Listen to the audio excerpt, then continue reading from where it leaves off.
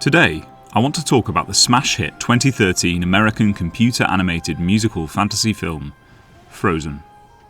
I'm going to show you why I think Frozen is an exploration of some of the key ideas of 19th century German philosopher Friedrich Nietzsche.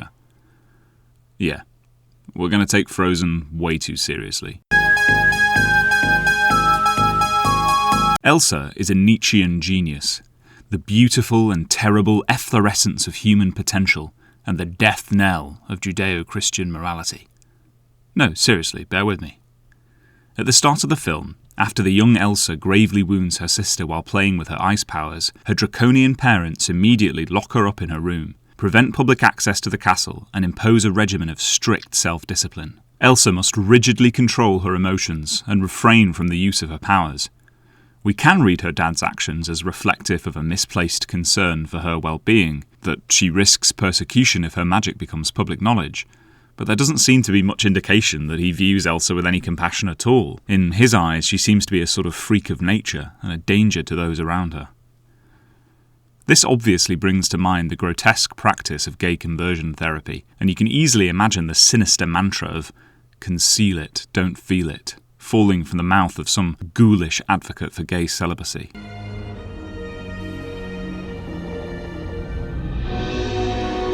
But this idea that our emotions, our deepest desires, our needs, and even, in some sense, our faculties should be kept under lock and key, suppressed and restrained, is far more widespread than that.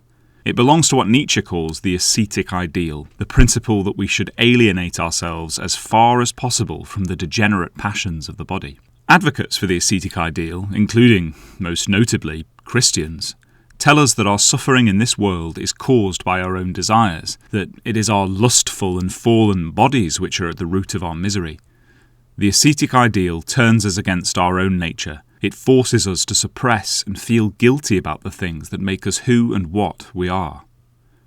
Speaking of which, this disgusting little troll is what Nietzsche calls an ascetic priest, one of the chief instigators and promulgators of the ascetic ideal. When Elsa's parents take Anna to this fellow, Pavi, who is some sort of shaman, to be healed, he warns Elsa that she must not allow her true nature to manifest, or it will bring danger to her and, presumably, others. She must suppress who she is, withdraw from the world, become an ascetic.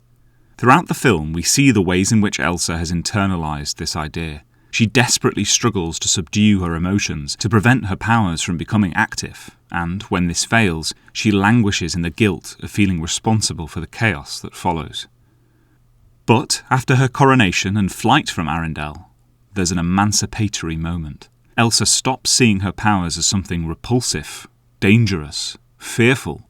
She chooses, radically, to view the thing that sets her apart from the rest of humanity as beautiful, to place it at the centre of who she is as a person, rather than some unfortunate quality that ought to be covered up, some addition after the fact.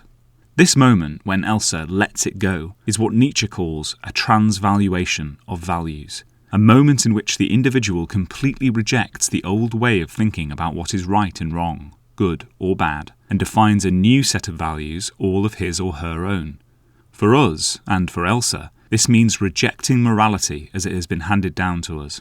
The morals Elsa has lived her life by have, by design, kept her in a state of miserable abjection, totally unable to realise her potential, forced to conform to the expectations and fears of the common run of humanity. So she lets them go.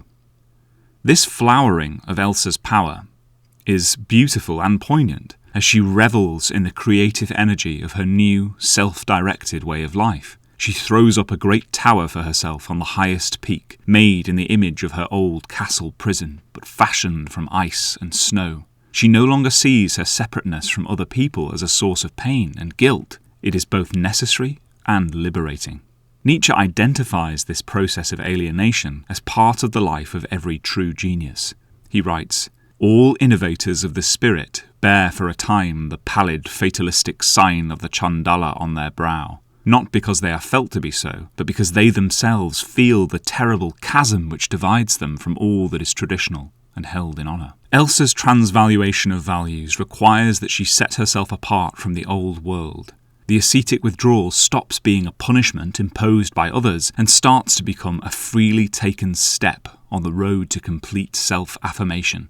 If you were wondering, Chandala refers to an individual belonging to a low-status, untouchable Hindu caste in the traditional Indian caste system. More specifically, a Chandala is responsible for disposing of corpses. This morbid sort of reference I think we might interpret as geniuses, innovators of the spirit like Elsa, being in a sense the undertakers of the old order, the undertakers of the old system of values which they seek to replace. But wait, I know what you're thinking. Elsa doesn't stay in the castle on the mountain. She has to come back to Arendelle and save Anna and the rest of the kingdom. True enough. And I think the sort of story I would have preferred to see for Elsa would never be found in a big Disney blockbuster. But there is one final Nietzschean sting in the tale. Several characters plead with Elsa to reverse the eternal winter, which is causing such misery throughout the land. In other words, they make a moral argument to her.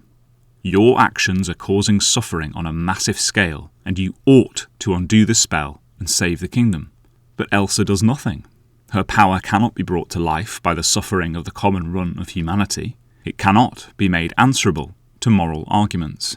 When Elsa finally does act and undo her magic, it is out of familial love for Anna, not out of pity for the plight of the rest of the kingdom. Not selflessness, not righteousness, but love moves Elsa in the end. And, as a wise man once said, that which is done out of love takes place beyond good and evil.